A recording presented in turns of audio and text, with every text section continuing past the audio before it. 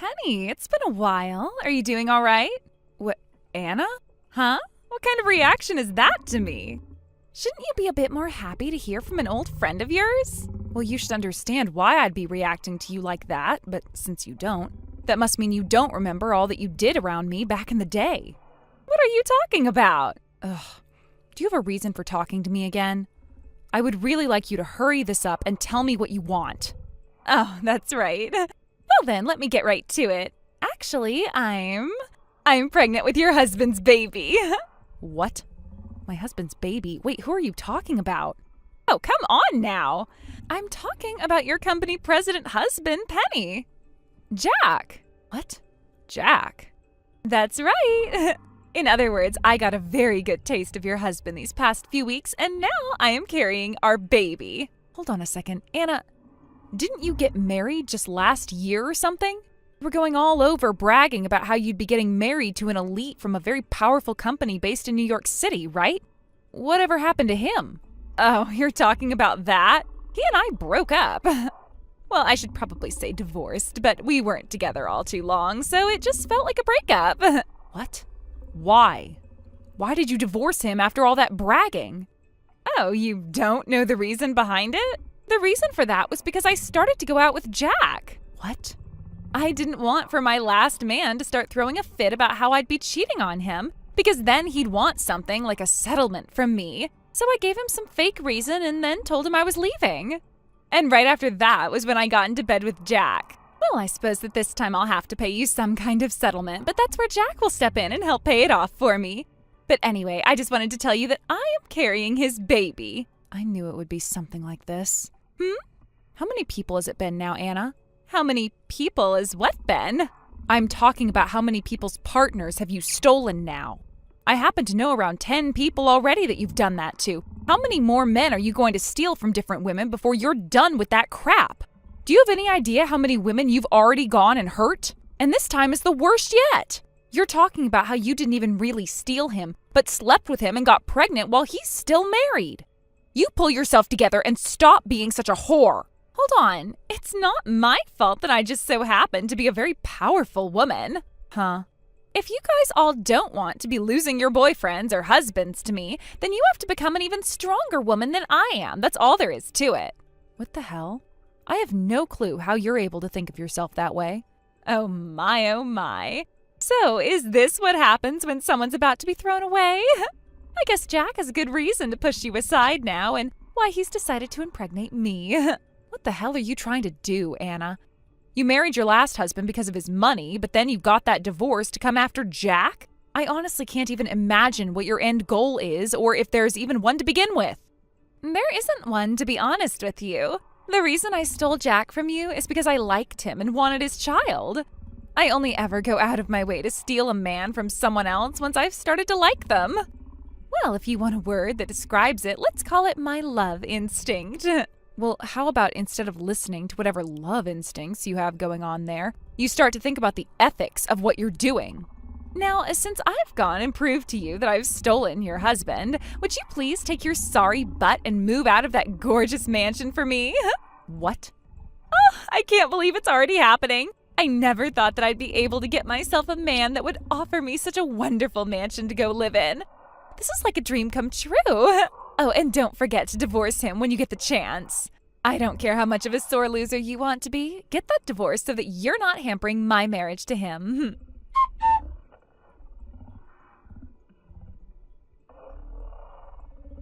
Penny, thank you so much for getting that divorce for me. But of course, it was Jack that went and did all the paperwork regarding the divorce, so we both just had to wait around forever while you took your time signing everything. But tell me now, why? Why haven't you left that huge mansion just yet? Actually, I was just told by Jack today as he came rushing into my apartment that he has been kicked out of that mansion by you after the divorce. Could you hurry it up and leave that place already? My belly is only going to get larger and larger as every hour passes by, and I'd really like to spend the last bit of my pregnancy relaxing in that massive house. Oh, so the divorce has happened now? So you've gone and handed in your marriage papers at the courthouse, right? Well, that's great to hear. Huh? Congratulations. What are you talking about? If all you're going to do is just sit there sending me messages that make zero sense, then how about you use your time doing something productive like leaving that mansion for us? I am the one that's Jack's wife now, and that means I'm one of the owners of that house. Oh? So you still haven't come around to understanding the situation you're in? What situation are you going on about? This mansion happens to be my house. What? Which means that this house is under my name. Huh? And before me, this place was once my mom's grandparents' house, which was handed down to me over time. When I was able to inherit the family company, I was also given this house. What? Also, Jack is not my husband. He's my cousin. Your cousin? Hold on a second. But I've been inside that mansion there before. Jack brought me along with him into that place, and there he and I made love to one another. A few times we've done that now, actually. And about that, the only reason he's always brought you here is because he's been living with me. Living with you? And as for Jack's actual wife, she's out of the state right now for a while as part of a work transfer she was placed on. So while she's been out of the state and away from here, Jack has been using up all of his savings going out on dates with you while cheating on his wife. And, well, he used up too much of his savings and was no longer able to pay rent, which led to him moving in with me.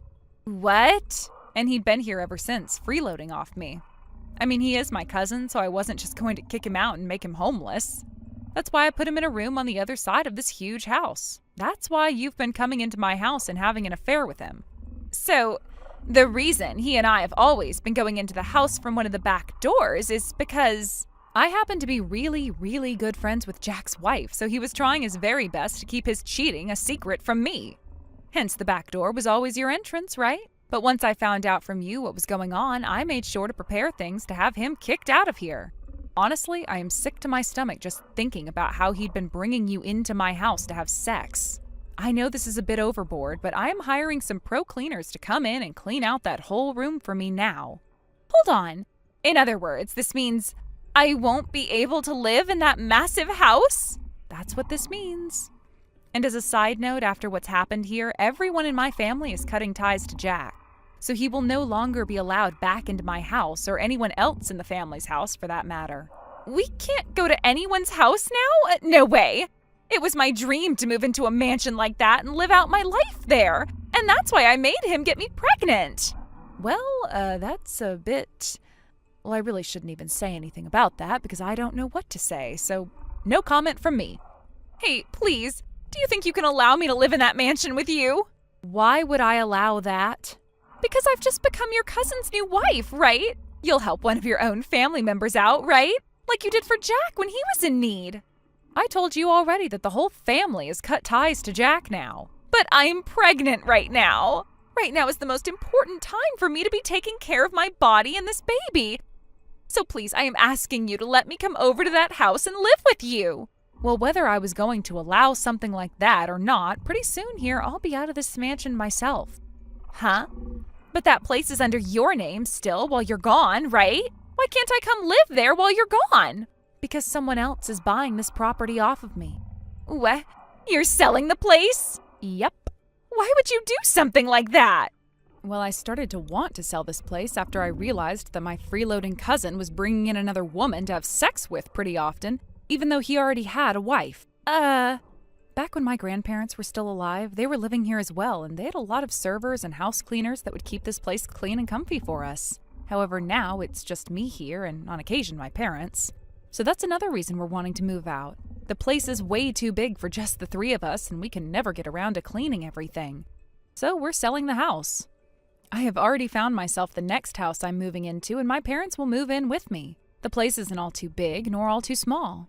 It's the perfect size for the three of us, and we won't have to worry about so many rooms anymore. I'm going to steal your husband then. Good luck with that. I don't even care if he has a lot of money or not. The fact that you've gone and ruined all my plans, I'm going to make you pay for. And I'll do that by taking your husband from you and making him mine. And considering how nice of a body I have, that'll be so frickin' easy for me. Well, you'd better be ready for the day he tells you he doesn't love you anymore. And like I was saying, good luck with that, because I don't have a husband yet. What? I'm still single. I have a fiancé, though, I'll tell you that much. Then I'm going to steal that fiancé of yours from you. No, I don't think you will. We won't know unless I've tried. You don't even have to try, though, to know the answer to that. He's with me right now looking at my phone as we have this little conversation. Huh? He already knows the true kind of person that you are. And right now he's been sitting next to me going on and on about how impossible it would be for such a toxic and shallow whore like you to steal him from me. So there you go. Huh? Also, I don't think you're in the position to be coming after me now. Why not? You just got married to Jack, right? And you also have a baby with him coming soon. There is also the thing about how Jack has around $30,000 worth of debt right now. $30,000 of debt? I'm not sure how he got into that kind of debt, but it started to come up after he began to cheat on his wife with you. What? No freaking way. All of those things he bought for me on our dates, he did so with borrowed money? You'll both also be responsible for paying a settlement to his ex-wife. Huh? He still hasn't paid her any of that? You think he can pay that off when he's already $30,000 worth of debt? For crying out loud! From what I've heard, the best way of getting that settlement paid off is to have them start taking money from your guys' income each month. So from now on, you both are going to have to try really hard not to spend any money and to work as often as you can. So that settlement, we have to actually pay that? While also paying off the debt that Jack is already in? That's right. There's also the money he'll have to give back to his ex-wife for using some of her income to cheat on her while she was out of state. That too? Well, yeah. You thought she'd let him get away with something like that too? Not a chance. That's why you'll have to start helping pay that back as well. No way. What's going on here? Jack was supposed to become my rich company president husband.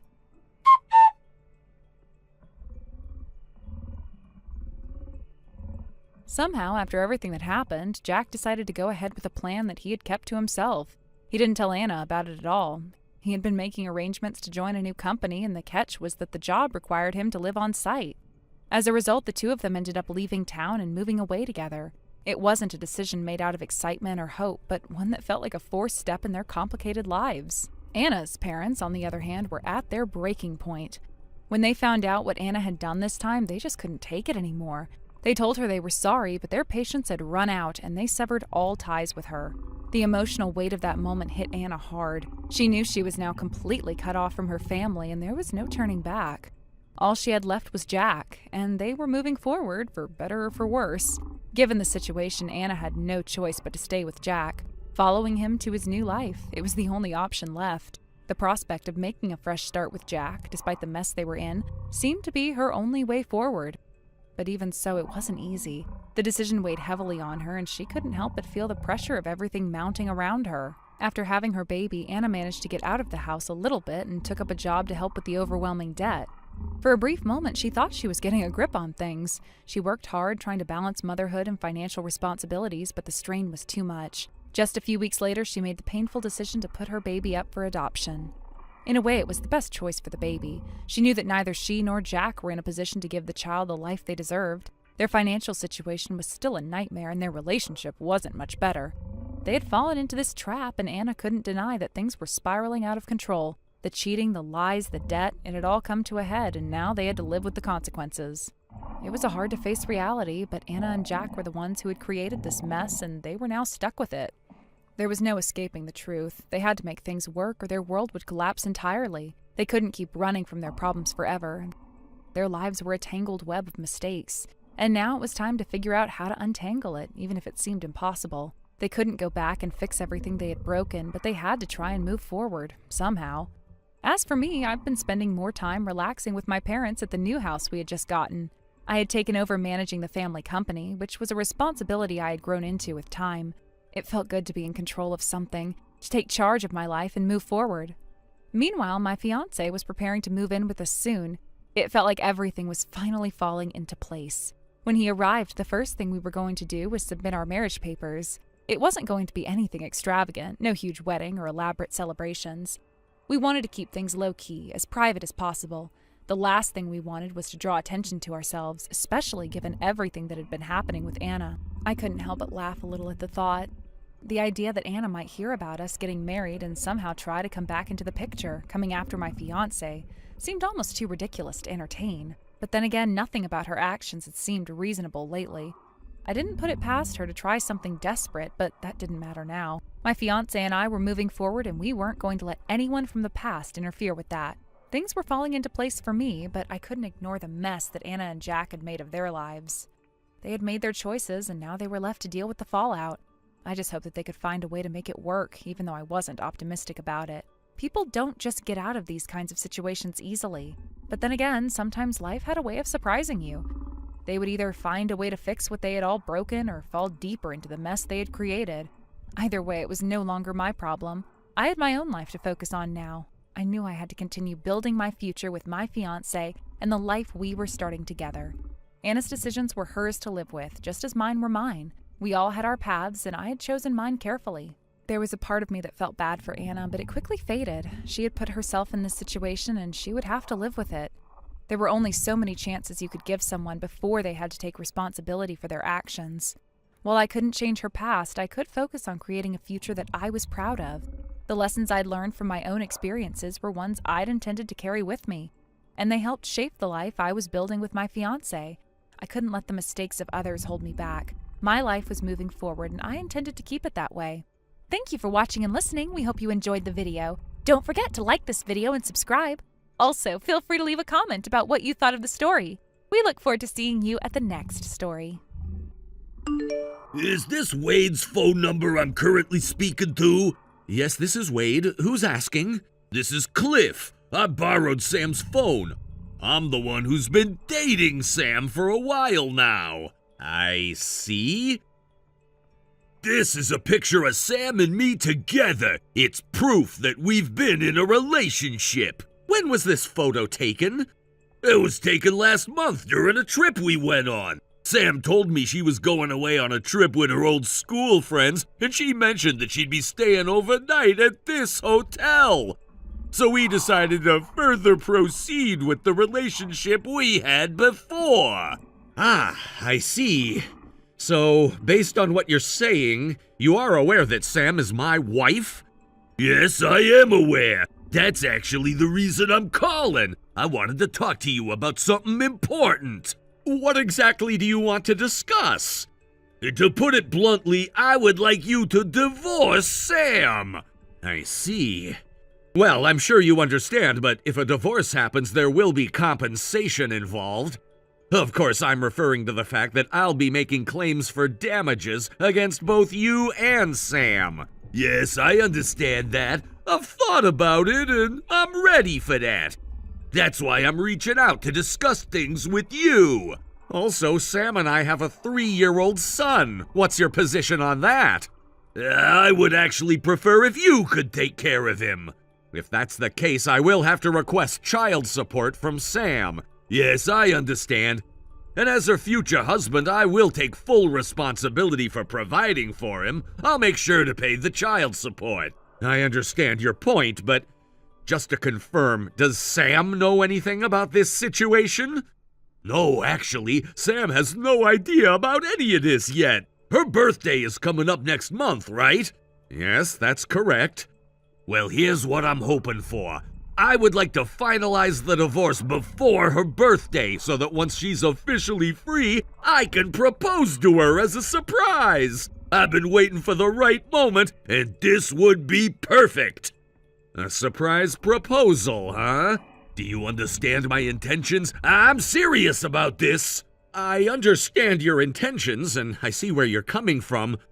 But before I make any decisions about a divorce, I need to discuss this with Sam. So I can't give you a final answer right away. I'll need time to talk to her and then get back to you with a proper response. I see. Well, I'll be waiting for your reply. I really hope you'll consider everything carefully. I understand that you're serious about this. However, as I mentioned, I need to speak with Sam first. This isn't something I can decide on my own. That's fair, of course. I completely understand. But let me tell you something. This isn't just some casual thing for me. Sam and I have been together for a while now, and we've built something important. I want to make her my wife, and I want to be with her for the rest of my life. I appreciate that you're being honest with me about your intentions, But I still need to talk things over with Sam. I can't make any decisions without consulting her first. I understand that, and I'll respect that. But I'll say this, I'm prepared for whatever comes next. I'm ready to support Sam in every way I can. And if that means being her husband, then I'll gladly step up and take on that responsibility. I'm sure you will, but I also have responsibilities. As Sam's husband, I've taken on responsibilities that I don't plan to give up easily. I have a family to protect, and I'm gonna make sure that no one gets hurt in this process. I understand that, I really do. But I want you to know that my intentions are pure. I want to be with Sam, and I'm willing to do whatever it takes to make that happen. Well, we'll have to wait and see how things unfold. Again, I will talk to Sam, and then I'll let you know where we stand. Thank you for understanding. I hope that you will seriously think about what I've said and take it into consideration. I will. I'll make sure to discuss it thoroughly with Sam. Please, be patient and we'll figure things out. Thank you for your time. I'm looking forward to hearing from you soon.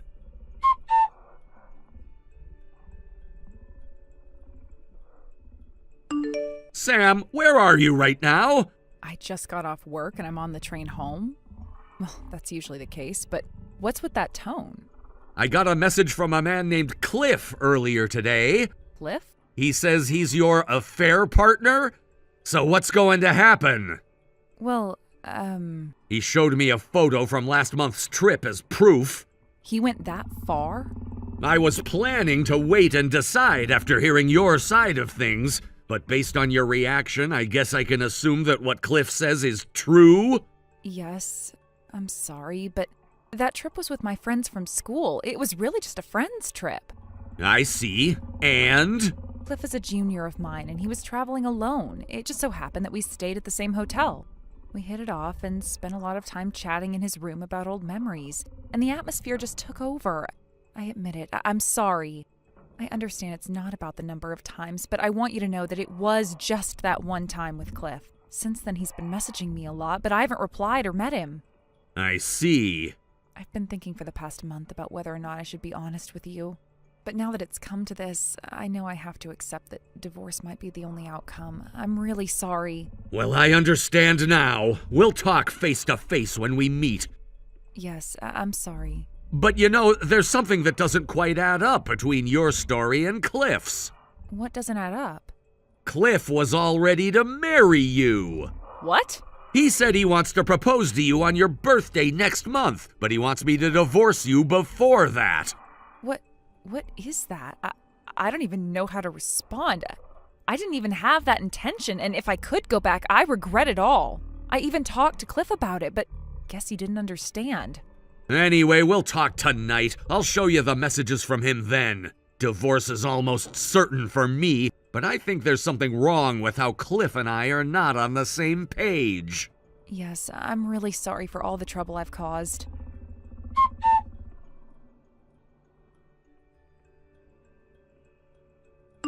Wade, what do you mean by this? Cliff, it's a pleasure to speak with you.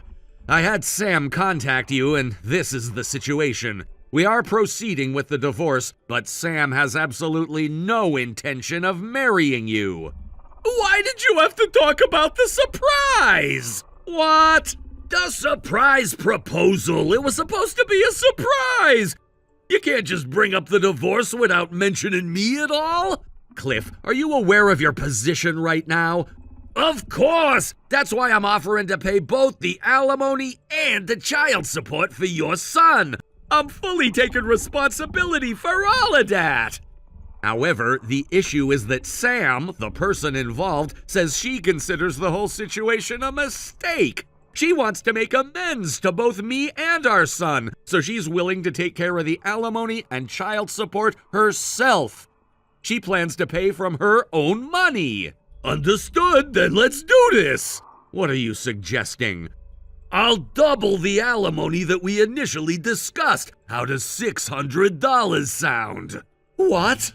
It feels a bit strange to be offering money as compensation for Sam, but there's no choice, right? Wait, hold on. $600? Are you serious? Is that not enough? Fine, let's raise it to $800. Hold on a second. Oh, and we shouldn't forget the child support. So the total amount for both alimony and child support will be $900. Wait. I'm offering such a generous amount that I'm sure Sam will accept it without hesitation. Cliff, let me explain something. Yes? Have you done any research on the typical amounts for alimony and child support? Typical amount? I'm not a professional, so I won't specify an exact amount, but since it was a one-time affair, it will likely be far less than a long-term affair. However, I can tell you that you should expect the number to be 1 digit higher than what you're anticipating. What? So, 900? No, it's the opposite. I've heard that the typical amount could be in the hundreds of thousands of dollars. What? In fact, if it had been a long-term affair, the total could even reach several $100,000. That's completely absurd! As for child support, the typical range seems to be between $200 and $400 per month. That much? Well, Sam has no intention of marrying you, and she plans to take care of the payments herself. You only need to worry about paying the alimony. There's no way that's possible! Huh? It's ridiculous to be asked for such a huge sum of money when it's just a matter of two people who love each other and are meant to be together. You're trying to take advantage of me, aren't you? Or is this some sort of revenge for me taking Sam away from you? Is that really how you see it? Well, isn't it obvious? Sam and I confirmed our love for each other that night. We were meant to be together. She can't possibly mean what she's saying about not wanting to marry me. I'm sure you're forcing her to say that. Please, let Sam go and set her free from this situation. And as for alimony and child support, I'll settle for a total of $500. I keep telling you, the numbers are completely off. You're trying to punish me by demanding such an unreasonable amount of money. Fine, this is my final offer. This is impossible. We're not getting anywhere with this conversation. Continuing to text about this will just waste time. I'm hiring a lawyer. What? For now, please stop contacting me or Sam directly. Sam has already blocked you, I believe. What? That can't be right!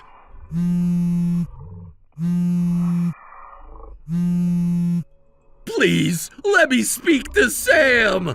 I'm sorry, but from now on, I request that you refrain from contacting either me or Sam. I've confirmed your current address through Sam's friends, so I believe a lawyer will be coming to visit you soon. I won't accept this! I finally got together with Sam! Meeting again at that hotel was definitely fate! It was a sign that we were meant to be together! I've loved Sam since we were in school, and now we're finally together! Don't you dare get in the way of our love!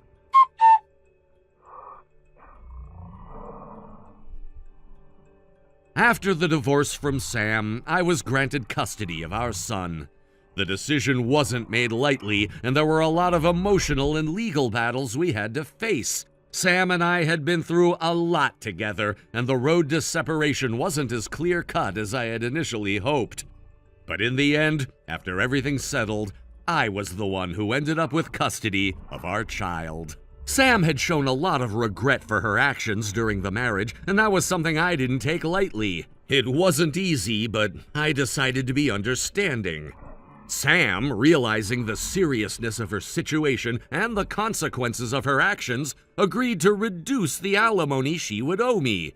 This was a significant step because, at one point, I thought the amount she would be required to pay would be much higher. However, we came to an agreement that she would make payments for child support in installments, which allowed us both some breathing room financially. We also decided not to go through with a division of property, meaning that I wouldn't be entitled to a share of her assets. In a way, this was a relief because it simplified the process, though I would be lying if I said it wasn't a little disappointing. The financial arrangements had been difficult to settle, but it was the emotional aftermath of the divorce and dealing with Cliff that took the longest time to sort out. Cliff, who is a key part of our separation, became a significant source of stress and conflict. From what I could gather, he seemed to believe that Sam's reluctance to marry him was somehow tied to our son and me. He thought that the bond I shared with my son was preventing Sam from being able to fully commit to him. This idea came out of nowhere, but it became a huge issue for all of us. Cliff, for reasons I still don't fully understand, became increasingly erratic in his behavior as time went on. There were several incidents where Cliff's behavior escalated. At one point, he made an attempt to abduct our son. I couldn't believe what was happening. I never thought something like that would happen to us. He tried to take my son, and it was all too much. That was when I realized that things had gone too far, and I had to take action to protect both myself and my child.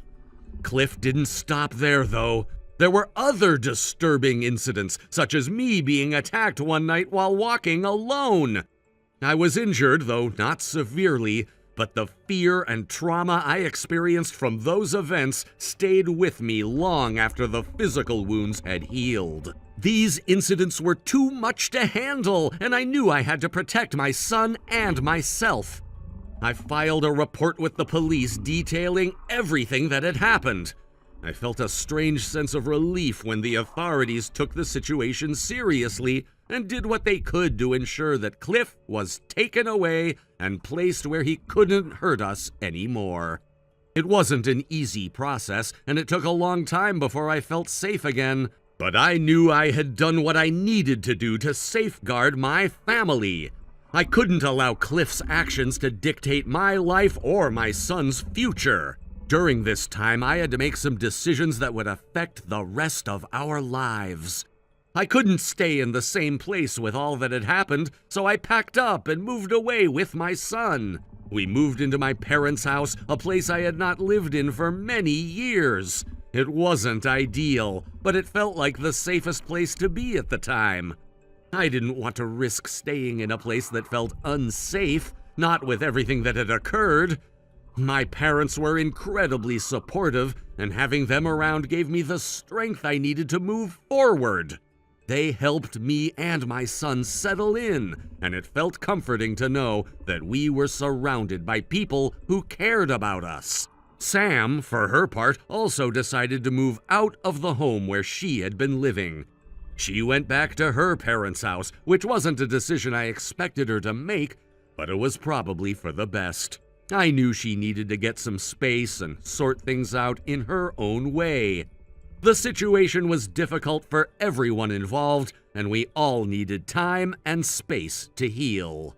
It wasn't just about me and Sam anymore. It was about our son and what was best for him. I couldn't let the events that had happened affect his life any more than they already had. Now, our relationship with Sam is limited to being co-parents. We only contact each other when necessary, and it's all about our son. That's all that matters. We don't talk much beyond the essential things like arranging schedules and ensuring that our son's needs are being met. While I wish things had turned out differently, I know that this is the best course of action for everyone involved. We've both had to make sacrifices, but at least now we're both focused on what's most important. As for Cliff, things have been quiet for a while. I'm not sure what happened with him after everything ended, but I know that I did what I could to keep him away from my family. His parents, who were probably just as shocked by his actions as I was, reached out through their lawyer to apologize for the way things unfolded. It wasn't much, but it was something. I was glad to hear from them because it meant that they recognized how wrong their son had been in this entire situation. I never wanted things to get this far, but I knew I had to take a stand for the safety and well-being of my son and myself. Now, As time goes on, things are starting to feel a bit more normal. The fear and anxiety that haunted me during those dark times are slowly starting to fade. I can finally breathe again, and for the first time in a long while, I'm starting to feel like I have control over my life. It's been a long and difficult journey, but I know I made the right choices. I'm just focusing on my son, my family, and rebuilding our lives together. I have no idea what the future holds, but I know that we're stronger now, and I'm ready to face whatever comes next. Looking back, I realize how much I've learned through everything that's happened. It wasn't just about surviving, it was about finding the strength to move forward even when it seemed impossible. I don't regret my decisions, and while I still have a lot of healing to do, I know that I've done what was necessary to protect my son and give him the life he deserves. Peace is slowly returning to our lives, and I'm hopeful that the worst is behind us. Thank you for watching and listening. We hope you enjoyed the video. Don't forget to like this video and subscribe. Also, feel free to leave a comment about what you thought of the story. We look forward to seeing you at the next story. Hey, Alexis, where are you going? Why did you leave before me? I was planning to have you cover my part of the bill. Seriously, come back here right now. Excuse me, what are you even talking about? We didn't come to this cafe together, remember? I was already here, minding my own business when you walked in and sat down. It's not like I promised to treat you or anything, so why should I be responsible for paying your bill? Oh, don't act like that. What's your problem? I came up to you at the cafe, didn't I? I even said hi to you. Given the circumstances, it's obvious that you should treat me. Do you even realize what kind of position you're in right now? You're in no position to refuse, Alexis. What are you talking about? What position? Oh, wow. Is that really the attitude you want to take? What do you think your husband would say if he knew you were here today, having tea with that man? And what about the moms from your social circle? What would they think if they found out? Why would it matter to anyone? Seriously, go ahead and tell them if you want. It doesn't bother me. Don't play dumb with me. I've already thought about this carefully. Just in case some people might not believe me if I told them, I made sure to take a few pictures. That's right, I've got photographic proof. So no matter what excuses you try to come up with, there's no way you can deny this now. Get it? I don't think you understand. I haven't done anything that would require me to deny or hide. Even if you try to spread rumors about me, it won't hurt me in the slightest. I'm not worried about it at all.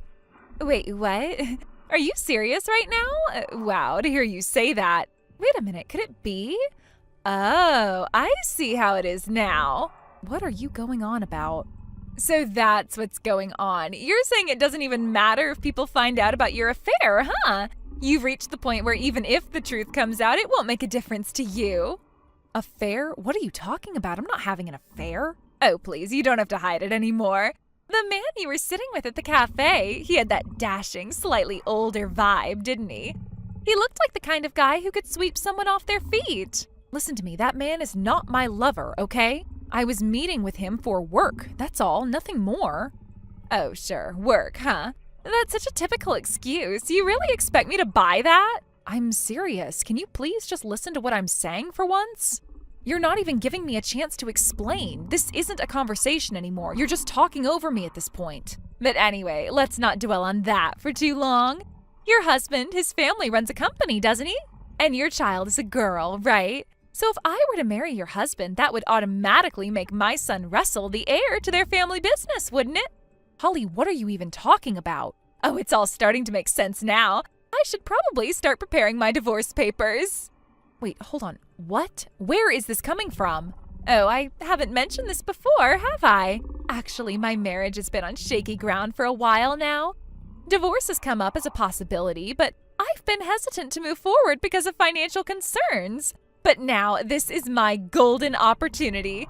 If I marry your husband, not only will I have financial stability, but I'll also be stepping up in life. It's like hitting the jackpot. Holly, seriously, stop and listen to me. Oh, and about the cafe bill, don't worry about it. I'll pay for it myself. Holly, listen. The person I was having tea with earlier isn't some secret lover. He's the owner of that cafe. I work as a web designer and he hired me to redesign the cafe's website. That's why we were meeting, to discuss the project. As for why we were sitting in the customer area, there's a very practical reason for that. I wanted to experience the cafe's atmosphere firsthand so I could incorporate it into the website design. That's all there is to it. Nothing personal, nothing inappropriate. And let me just say this, Holly. Even if, hypothetically speaking, I were to get divorced, which, let me be clear, I am not planning to, what makes you think you'd automatically become my husband's new wife? Do you really think relationships work like that? You're skipping over so many steps here, falling in love, building trust, forming a connection. It's not some automatic process. Holly, are you even listening? Hello?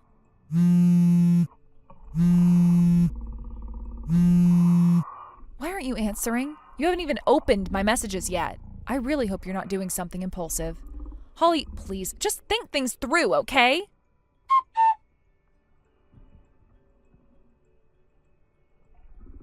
Oh my, I was wondering why there were so many missed calls. Oh, so that's what this is about. Holly, finally, you've read the messages. So the man I thought was your affair partner turns out to be the cafe owner. Got it. It looks like I jumped to conclusions. My mistake. But, well, that's just a minor detail now, isn't it?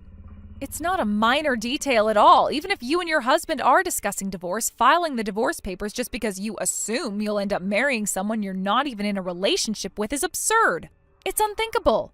Honestly, it's a massive nuisance for me, so please stop this nonsense. Oh, about that. You know that process of falling in love thing? Well, I've already taken care of that step. Taken care of it? What are you talking about? Exactly what I said. Your husband has been head over heels for me for ages now. What? It all started last year during the kindergarten sports day. We both fell in love at first sight. Every time we crossed paths during drop-offs or pickups, we'd silently communicate with our eyes. It was like we understood each other on a deeper level. The clincher, though, was during the Christmas party. Even though we were seated far apart, we kept exchanging longing glances. I've been ready and waiting for him to confess to me ever since then. So really, this whole situation couldn't have come at a better time. Thank you, Alexis, for deciding to go through with the divorce. Let me stop you right there and correct something. Huh? Correct what? My husband has told me multiple times, whenever I feel someone staring at me and turn around, it's always Holly glaring at me. Did I do something wrong? What? The fact that he would say something like that to me proves beyond a shadow of a doubt that he does not and has never had romantic feelings for you. Wait. What? Also, Holly, let's take a moment to really think this through, shall we? The reason you thought Alexis and her husband are getting a divorce was entirely based on your assumption that I was having an affair, wasn't it? But I wasn't having an affair. That means there's no actual reason for my husband and me to get a divorce, isn't that right? Wait, hold on. No way. Oh, but still, meeting one-on-one with the cafe owner is super suspicious. My husband was with me at the cafe, sitting at the next table the whole time. What? The cafe job was actually a referral from my husband. It was my first meeting with the owner, so my husband and I went together. When the web design meeting started, my husband, who doesn't know much about that field, sat at the next table enjoying tea while waiting for me to finish the discussion. This can't be happening. So, Holly, I don't know what's going on between you and your husband that led to talks of divorce, but there is absolutely no chance of me and my husband splitting up, which means you definitely cannot marry my husband. As I said earlier, please don't act rashly, okay? It's already too late. Wait, what? I already submitted the divorce papers earlier. What? Now I'm back to having to pay alimony. I was planning to rely on your husband's income after marrying him, and now everything is ruined. Everything. Ah, so you were the one being asked to pay alimony. Do something! I mean, this is entirely your problem, not mine, right? You're my friend! Holly, let me lay it out for you. You jumped to the conclusion that I was having an affair. You assumed my husband had feelings for you. Then you built on those assumptions, adding layers of misunderstanding and delusion. Finally, you've somehow ended up blaming me for your divorce, saying it's my fault. It's because you did something misleading, like having a business meeting in a cafe. My husband was literally sitting at the next table. There was nothing misleading about it. What? Details don't matter now. Just fix this for me. Listen, do you even realize that you haven't apologized to me even once? Something like that? Yeah, I'm done. I won't be associating with you anymore. Wait, hold on a second.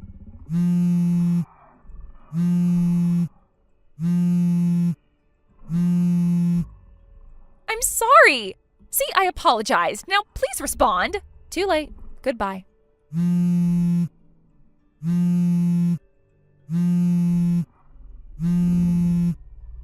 Alexis, answer me.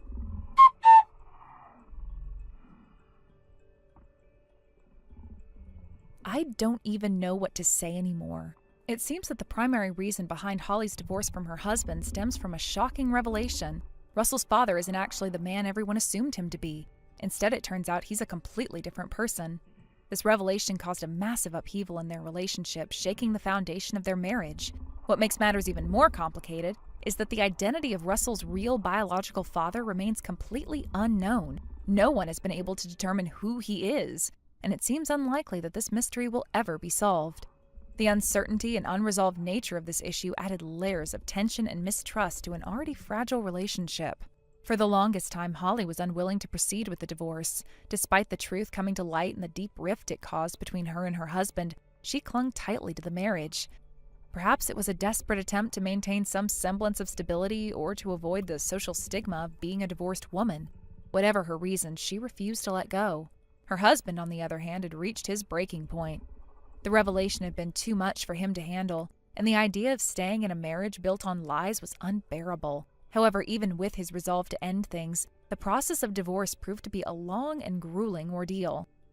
Holly's refusal to cooperate dragged things out unnecessarily, creating a tense and emotionally draining situation for both parties. At some point, Holly's husband, exhausted and resigned, decided that he had no choice but to accept the fallout of this situation, even if it meant enduring significant emotional and financial strain. He had described it as bracing himself for a dramatic downturn in his life, fully prepared to face the hardships that would come with leaving the marriage. Just when he had steeled himself for this challenging journey, an unexpected incident occurred that seemed to simplify everything. The details of this incident remain unclear, but whatever it was, it acted as a catalyst for the divorce to be finalized swiftly. What had once seemed like an insurmountable hurdle suddenly became a relatively smooth and straightforward process. In a bizarre twist, Holly's now ex-husband actually went out of his way to express gratitude for the situation. He reached out to the person indirectly involved in the incident and said something along the lines of, "I imagine this must have been a bother for you, but it truly helped me out." The absurdity of this statement is hard to overstate. Imagine being in a situation so convoluted that the person escaping a deeply troubled marriage feels compelled to thank someone for their indirect role in resolving the mess.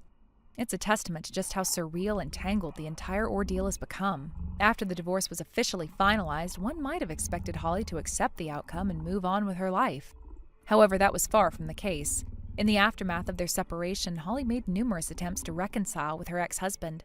She pleaded with him, made emotional appeals, and tried to convince him to give their relationship another chance. It was clear that she wasn't ready to let go of the life they had built together, no matter how flawed or fractured it had been. Despite her efforts, her ex-husband remained resolute. He had made up his mind to move forward, and he was determined not to be drawn back into the chaos that their marriage had become. In an effort to create a clean break, Holly's ex-husband took a job transfer to a different city. The new position required him to relocate, which he saw as an opportunity to distance himself from Holly and the painful memories of their marriage. He moved back to his hometown, cutting off direct contact with her entirely. Holly was left with no address or phone number to reach him, making it impossible for her to continue her attempts at reconciliation. In essence, he disappeared from her life completely, leaving her to pick up the pieces on her own. Now, all communication between Holly and her ex-husband is conducted through lawyers. These interactions are focused primarily on matters related to alimony and other financial settlements that arose from their divorce. The negotiations have been drawn out and contentious, with both sides struggling to reach an agreement that satisfies their respective needs and obligations. It's a complicated and emotionally charged process, further exacerbated by the lingering resentment and unresolved issues between them. Not too long ago, I happened to see Holly in passing. The sight of her was striking. She looked completely worn out, as if the weight of everything she had been through had taken a severe toll on her. Her once vibrant and confident demeanor was nowhere to be seen. Instead, she appeared gaunt and frail, her face pale and her cheeks hollow. Dark circles under her eyes hinted at sleepless nights, and her overall appearance suggested that she had been working herself to the brink of exhaustion. Whether it was to cover the expenses that came with the divorce or simply to keep herself afloat in the aftermath of everything that had happened, It was clear that she was struggling. It's difficult to see someone in such a state, especially when you know the person they used to be. Holly was once a woman who exuded energy and self-assurance, someone who seemed capable of handling anything that came her way. To see her reduced to this fragile version of herself is a stark reminder of how quickly life can change and how even the strongest among us can be brought low by unforeseen circumstances. Despite everything, there is a sense of inevitability about what Holly is going through. The choices she made, the secrets she kept, and the way she handled her relationships all played a role in shaping her current situation. While it's natural to feel some measure of pity for her, it's also important to acknowledge that actions have consequences. Life has a way of teaching us lessons, often in the most unforgiving ways possible. Holly's current struggles seem to be one of those lessons playing out in real time, a reminder that the truth has a way of surfacing, no matter how deeply it's buried, and that the decisions we make can have far-reaching effects. As I reflect on everything that's happened, I can't help but wonder what the future holds for Holly. Will she find a way to rebuild her life and regain some sense of stability? Or will the weight of her past mistakes continue to drag her down? It's hard to say. For now, all I can do is hope that she finds the strength to move forward and create a better life for herself. One where she can learn from her past and make choices that lead to a more fulfilling and peaceful life. However, the road to recovery for Holly is going to be anything but easy.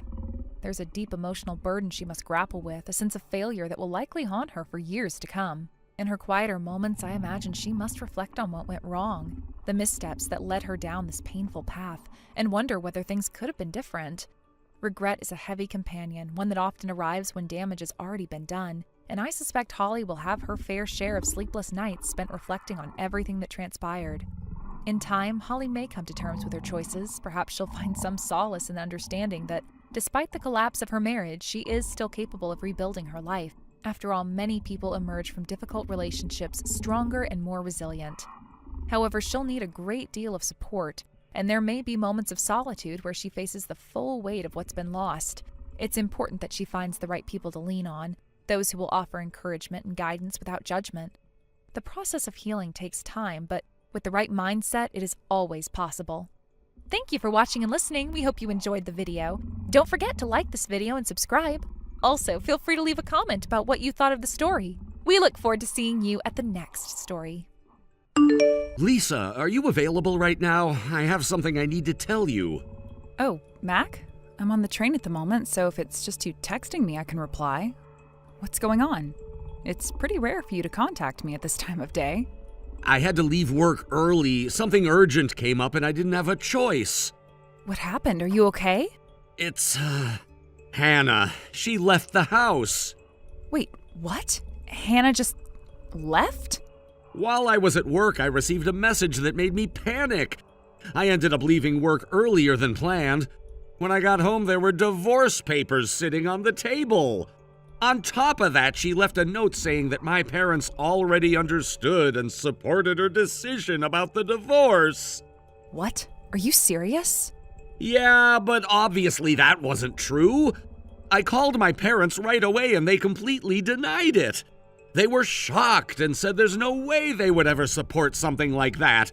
So I thought it was time for me to contact you about this. I see. Well, that makes sense. It would have been strange if they were actually okay with it. After that, I tried calling Hannah's phone multiple times, but I couldn't get through. She won't answer at all. Since you're at the same company as her, I thought you might have noticed something about her behavior or know what's going on.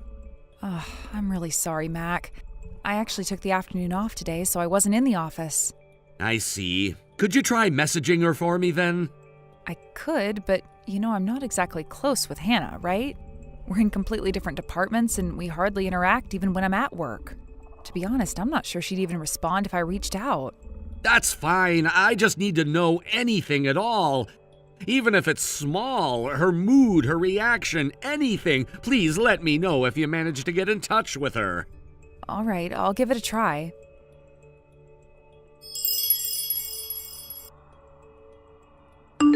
Hannah, hello. Where are you right now? Oh, Lisa. Did Mac reach out to you? Yes, he told me you left the house and left divorce papers behind. He seemed really upset. What's going on? Why did you do something so drastic all of a sudden? Well, from Mac's perspective, I suppose it might look sudden. But for me, this wasn't something that just happened out of nowhere. To be honest, I've started seeing someone else. What? Are you serious? Yes, I know what you're thinking. I can guess exactly what's going through your mind right now. But let me make one thing perfectly clear. I haven't taken things too far with him. There's nothing physical going on between us yet. I'm very aware of the boundaries I need to respect. Then why? Because I don't want to drag him into something messy. If I were to stay in this marriage while deepening my relationship with him, it would only bring him unnecessary trouble. That's why I've decided to keep things between us purely emotional for now. It's not ideal, but it's the right thing to do under the circumstances. I'm sorry, but I still don't understand. How could you just leave Mac like that? I left a letter for Mac explaining everything. I also asked him to submit the divorce papers by the end of the day. You really think it's that simple? Divorce isn't something you can decide and settle in a single day. I know it's complicated, but I've made up my mind. I'm hoping that Mac will understand eventually. Honestly, I know this will be uncomfortable for you two since we work together. I hope it won't make things awkward between us. If you could continue treating me the same way at work, I'd really appreciate it. Hannah, I think you owe Mac a proper explanation. Don't you think you should sit down and talk to him face to face before making such a life-changing decision? Lisa, I know you're just trying to help, but having a conversation with Mac isn't going to change anything. My decision is final. As far as I'm concerned, when the clock strikes midnight tonight, I'll be single again. And once that happens, I'll be free to truly be with him. Hannah, you can't be serious. Divorce isn't something you can just push through in a single day because you've decided you're done. It's far more complicated than that. Lisa, you're still single. Of course you wouldn't understand the complexities of marriage and what I'm going through. I don't expect you to. Anyway, I really need to get going. He's waiting for me. Hannah, wait, please, just listen for a moment.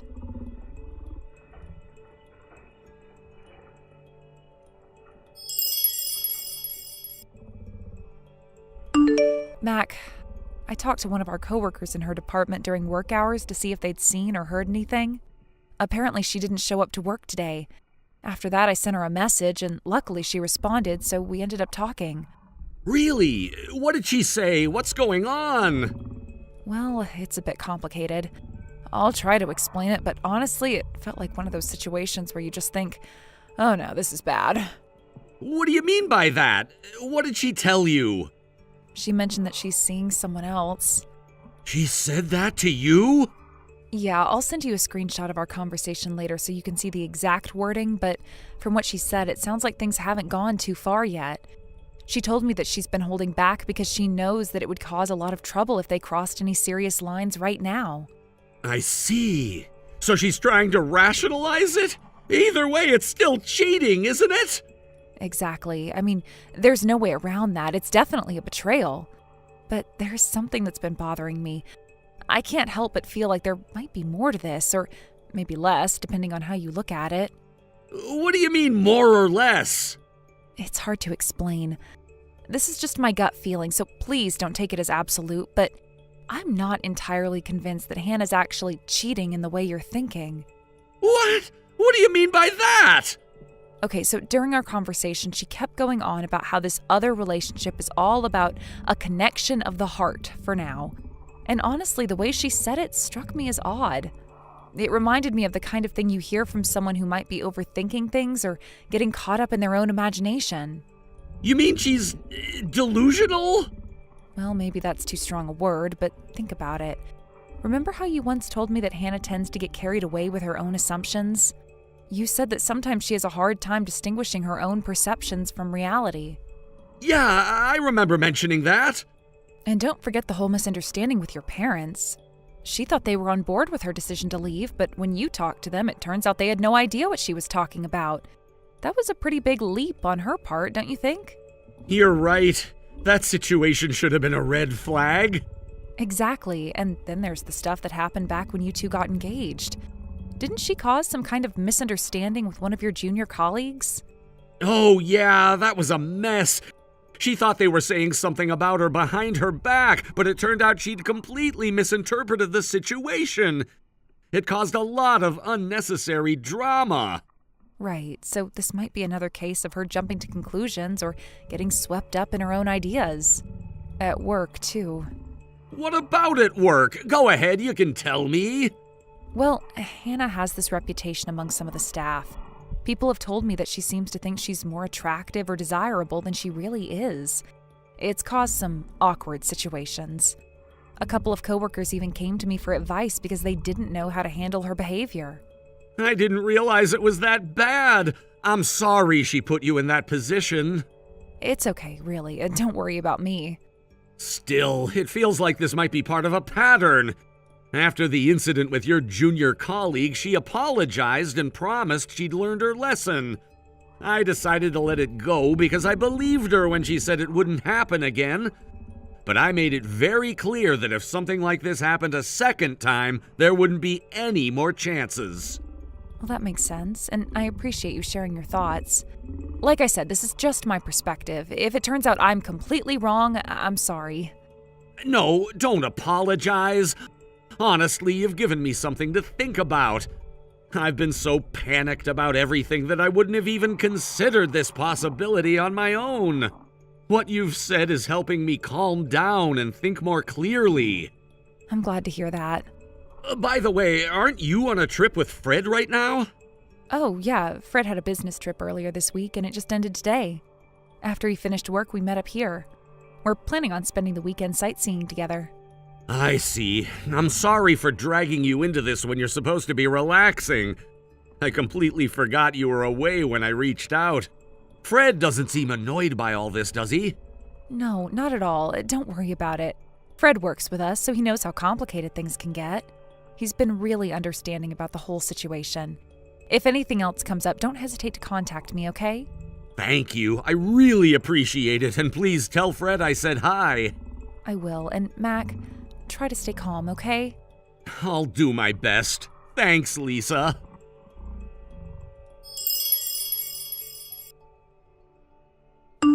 Lisa, what's going on? Wait, Hannah? What do you mean, what's going on? You're with my boyfriend? What on earth do you think you're doing? Huh? I'm with my boyfriend, Fred, right now. What's the problem? What are you talking about? Fred is my boyfriend. Huh? I even heard him talking to his boss today. He was confirming that his business trip finishes on Friday, so he plans to meet me at the location and we'll spend the weekend sightseeing together. He got approval from the company to do this, so that's why I'm here. But then I saw you checking into the inn with Fred. Explain this. Wait, hold on. Hannah, are you saying that Fred was your target all along? Target? What are you talking about? Fred isn't the kind of person to cheat. He has no intention of being involved with you in any way. What? Are you saying you are the one he's cheating with? Huh? Well, once today is over, I'll be officially divorced, so I'm willing to overlook this for now. But you'd better return my Fred to me quickly. Look, Hannah, Fred and I have been together for almost 4 years now. We started dating shortly after we both joined the company. Huh? I recently introduced Fred to my parents as someone I'm considering marrying, and I've also met his family. Recently? You mean last Sunday? Yes, last Sunday. Come to think of it, Hannah, you came to my house uninvited while I was away for about 30 minutes to pick up my paycheck, right? Well... Fred just told me that when he came to my place and saw how surprised you were, he told you, I've come to ask for permission to date Hannah, and then suddenly you started squirming and sat next to him? Well... Fred still can't make sense of what happened, but he's still confused about it. So was this just another case of one of your misunderstandings? Misunderstandings? But Fred said Hannah, even though I'm not related to him, but I'm like a real partner to him and his family. Wouldn't you think he was referring to me, his real partner, not you? But think about this carefully, okay? If Fred were dating you and wanted to introduce himself to his parents, my parents, who would be your in-laws, would have no reason to meet you at all. Well, I thought he was asking for my permission to divorce my husband so he could be with you, but since he couldn't confront him directly, he might have been trying to smooth things over with my parents first. Maybe he was trying to soften the situation and create a less direct approach. So is this the kind of wild imagination you've come up with? Honestly, it doesn't make any sense at all. Then what about this trip? This trip was planned by Fred so we could travel together. It has nothing to do with you. What? No. This is a disaster. I left the divorce papers for Mac. What do I do now if this leads to a divorce? About that, as soon as I realized the misunderstanding during this conversation, I immediately informed Mac. Right now, he's probably on his way to City Hall with the divorce papers. No way! And Mac left me a message. He said, I can't deal with your misunderstandings anymore. I'm leaving today and will pack my things. I'll transfer half of the assets into your account by tomorrow. I won't ask for alimony, but stay away from me from now on.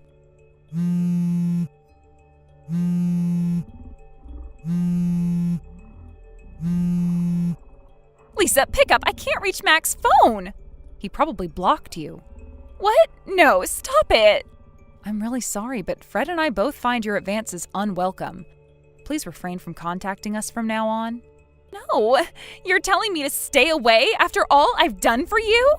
What have you done for me, Lisa? Tell me, what exactly have you done?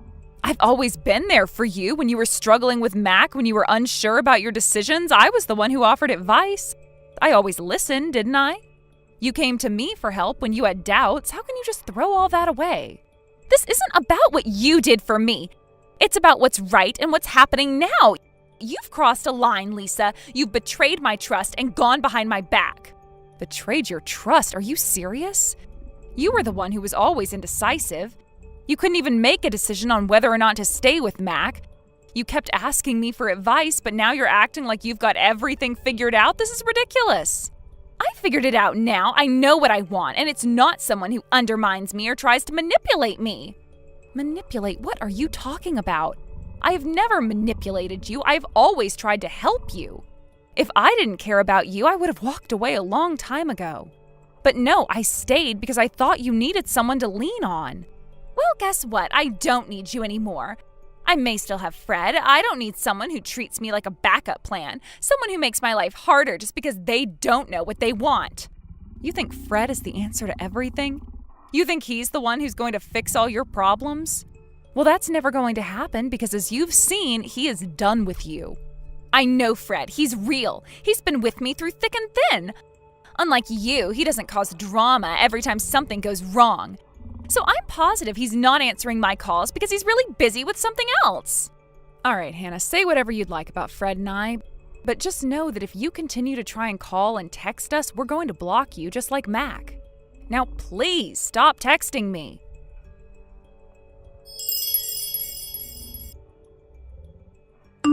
It's truly impressive how much someone could misunderstand everything like this. Hannah's department had an overwhelmingly male-to-female ratio of 9-to-1, and it seems like this situation led to some of the misunderstandings among the people there. This was based on a conversation with Fred, who worked in the same department as Hannah. Fred mentioned that there was a tendency for certain individuals in the office to become confused about the nature of their relationships and intentions, especially when the environment was so heavily skewed in favor of men. Apparently, there were also frequent comments from Hannah that seemed to hint at her being overly popular among her male colleagues. She often said things along the lines of, "It's so tough, I'm just too popular and the guys are constantly chasing after me." Such remarks were clearly attention-seeking, but it seemed to further fuel the misunderstandings that already existed. People around her might have interpreted these comments in various ways, and before she knew it, a bizarre scenario had formed in her mind, a delusion that there was some sort of inevitable competition going on for her affection. She began to believe that the men in her office were secretly fighting over her, competing for her attention behind the scenes. The situation took an even stranger turn when Fred visited my parents' house. This event seemed to perfectly align with the timing of Hannah's delusions about the so-called battle over her. Fred's visit to my family home must have been the moment when her fantasy became a reality in her mind. She imagined that Fred had somehow emerged victorious in this imaginary contest for her affection, and from that point on, she convinced herself that Fred was the winner of the battle for her love. To make matters more complicated, Hannah had been through a divorce by this point. She had left her job and returned to her family's house in the countryside. The divorce was a difficult experience for her, and she sought solace by retreating back to her rural home, far away from the bustling city. However, her troubles didn't end there. 2 years later, she found herself embroiled in yet another spectacular misunderstanding, this time with the influential figures of her hometown. The misunderstanding escalated to the point where it severely impacted her standing in the local community. Hannah became the subject of widespread gossip, and soon the entire village turned against her. Her family, feeling the pressure from the situation, became estranged from her, and they made the decision to cut ties to her. They effectively excommunicated her, and Hannah had no choice but to leave and relocate somewhere else, further removed from her previous life and connections. It seems that the misunderstanding, which had initially started as a trivial delusion, spiraled out of control and had lasting consequences for Hannah's life. What had started as a casual daydream of being pursued by the men in her office transformed into a full-blown fantasy that affected her personal relationships. Eventually, these delusions created such a rapture in her life that she became alienated from the people who were once close to her. It's fascinating how one small misunderstanding can snowball into such a massive and irreversible situation. If she hadn't spun this web of imaginary love and competition, perhaps her life might have turned out differently. But instead, she found herself caught in a self-made trap with no clear way out. Fred, who was also involved in this strange turn of events, must have found it just as bizarre as anyone else. He had no intentions of being part of any such competition. His visit to my family home was purely innocent, yet it had become a catalyst for Hannah's distorted interpretation of reality. As much as it seems that the situation was beyond his control, Fred couldn't escape the fallout from Hannah's increasingly erratic behavior. His involvement in the story made it even more complicated than it already was. Looking back at the whole situation, it seems like a series of unfortunate coincidences. The office dynamics, the comments about being too popular, Fred's visit to the family home, and Hannah's personal turmoil all collided to create a chaotic sequence of events. One misunderstanding led to another, and before long, it seemed like everyone involved was caught up in a web of confusion and speculation. Hannah's final fall from grace came when she was effectively ostracized by her hometown community. It was a harsh reality for someone who had once been a part of the close-knit village, but the weight of the misunderstandings and the rumors that followed her actions were too much to bear. Her attempt to rebuild her life in a small town turned into a complete disaster, and she ended up moving away in search of a fresh start. In the end, it's a story of how things can easily go awry when people misinterpret actions or words, especially when they're already predisposed to creating fantasies in their minds. Hannah, like so many others before her, found herself trapped by her own illusions, and those around her suffered because of it. Fred, for his part, might never have understood the full extent of the role he played in this bizarre turn of events, but it was clear that his simple visit to my family home had inadvertently become the spark that ignited Hannah's delusions. As for Hannah now, who knows where she is or what she's doing? Her life seems to have taken a sharp detour, and it's unlikely that she'll ever return to the life she once had. The combination of misunderstandings, misplaced beliefs, and emotional struggles left her isolated and alone, a cautionary tale for anyone who finds themselves caught up in their own delusions. Thank you for watching and listening. We hope you enjoyed the video. Don't forget to like this video and subscribe. Also, feel free to leave a comment about what you thought of the story. We look forward to seeing you at the next story. Thank you for watching. Please subscribe and hit the like button. See you next time.